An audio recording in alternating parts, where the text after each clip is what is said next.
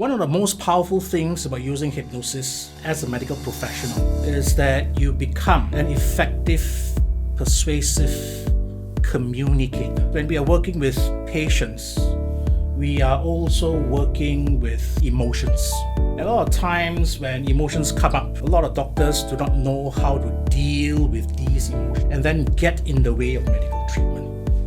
One very common example are cancer patients diagnosed and then asked to go for surgery, asked to go for chemotherapy. And the kind of anxiety that comes up upon knowing they've got cancer and the kind of noise that the patient's own mind creates out of that.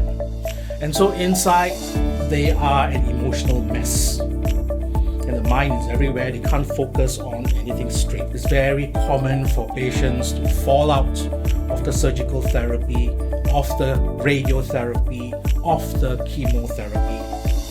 Especially if they've gone in for chemotherapy one round and then I was right, this whole thing is horrible. I can't stand chemotherapy, no, I will not go for round 2. So these are a lot of the things that doctors are faced with when dealing with patients, and so these emotions come up, and then we want to continue that medical work.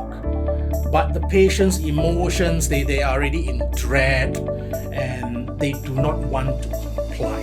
Knowing how to speak persuasively and effectively increases patient compliance, helps to deal with the emotions, helps to work with the fear that comes up, handle that fear, diffuse that fear, so that what needs to be done can be done.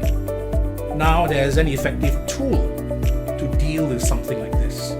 So it's a very important adjunct, especially when patients exhibit resistance. And we have a tool to deal with that resistance.